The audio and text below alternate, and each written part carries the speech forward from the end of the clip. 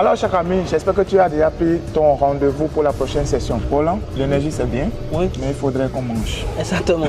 Alors, est-ce que nos participants qui sont dans ce secteur-là, ils ont trouvé gain de cause à ce domaine qui a rapport avec la nourriture? Ok, dans le domaine de l'agroalimentaire ou encore de l'agro-industrie, comme tu le sais, nous avons un partenaire traditionnel qu'on devrait forcément voir à Guangzhou. Il faut le mentionner. Il faut le mentionner, voilà, qui est dans le secteur de tout ce qui est équipement au niveau de la pâtisserie et de la boulangerie. Justement, cette vidéo que nous avions postée un temps et qui a fait pas mal de bruit, où les gens voulaient toucher du doigt, c'était réellement l'opportunité pour ceux-là de voir de près. Donc les participants à ce voyage, malgré leurs besoins immédiats d'approvisionnement, ont également à moyen terme le fait d'installer des dispositifs de boulangerie. Justement, comme c'est un business très rentable en Afrique. Oui, nous avons l'énergie. Maintenant, il faut aller avec les meilleurs constructeurs pour avoir des machines qui ne sont pas énergivores, mais qui sont plutôt, voilà, en phase avec les réalités d'aujourd'hui. Donc,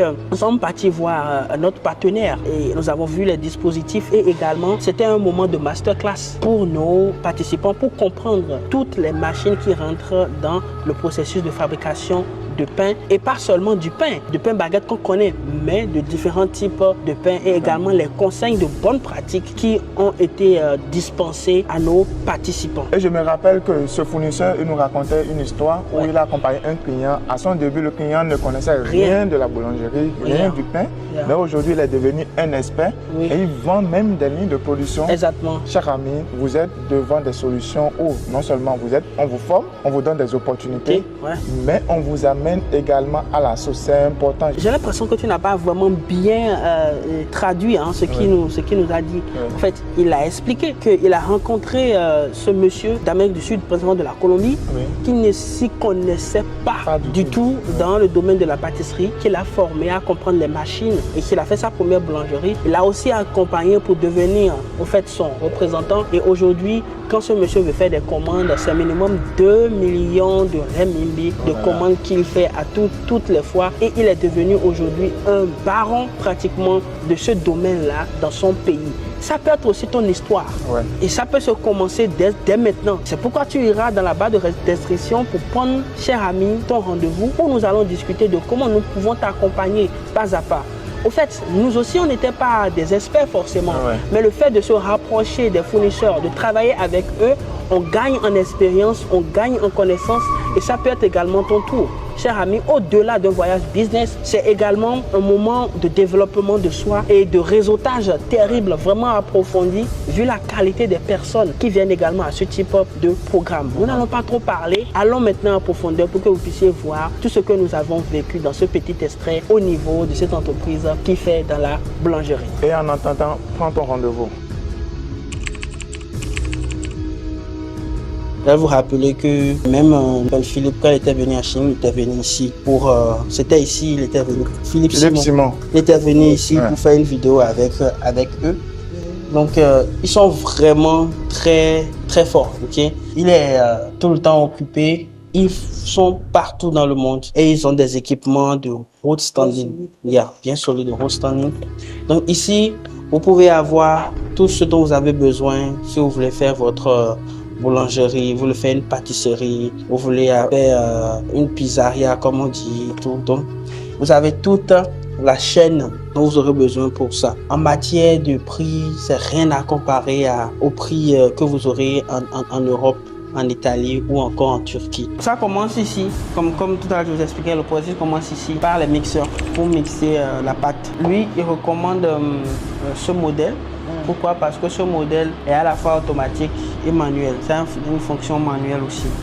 Donc, il dit, pourquoi il recommande ça? Parce que quand vous avez un souci, le temps qu'il vous envoie la pièce pour pouvoir réparer, vous pouvez toujours être opérationnel. Et la prochaine étape après là-bas, c'est ici. Il faut diviser la pâte de manière homogène. Et ici, là, ils ont, comme je vous l'expliquais tout à l'heure, il y a deux systèmes. Ceci, c'est automatique. L'autre, c'est manuel. Cette diviseuse, ça fait partie de leurs produits les plus vendus au monde. L'un de leurs produits les plus stables. Voilà, pas de plainte par rapport à son opération et tout. Voilà.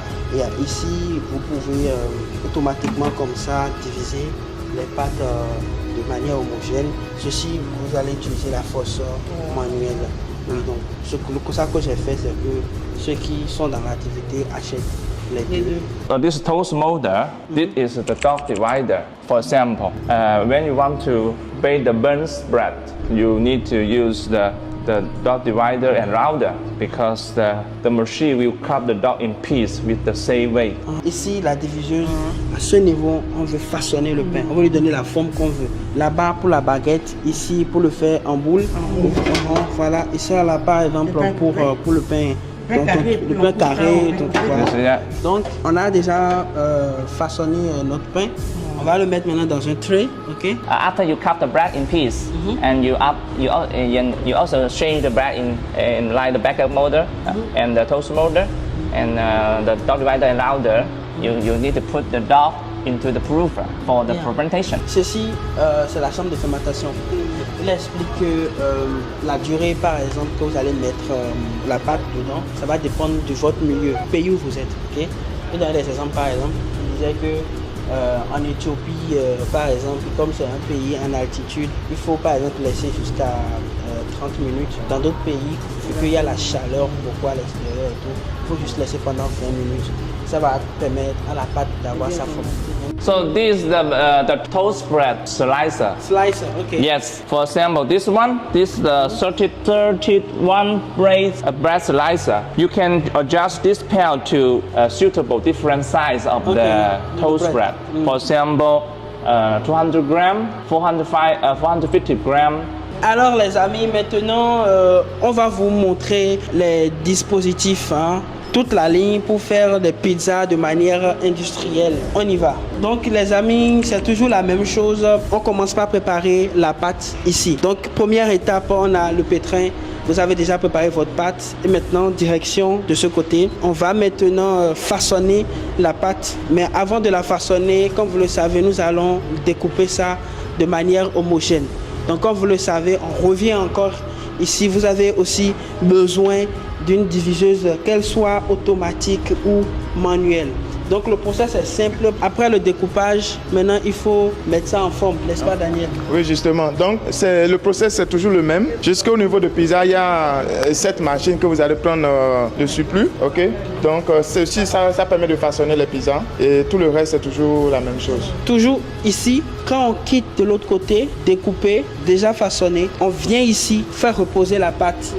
Et après avoir fait reposer la pâte, je me rectifie, c'est là maintenant vous allez mettre les assaisonnements. Et à la différence du four qu'on utilise pour le pain, le four qu'on utilise pour les pizzas n'ont pas besoin du système de vapeur. Okay? C'est le même four qu'on utilise aussi également pour les gâteaux.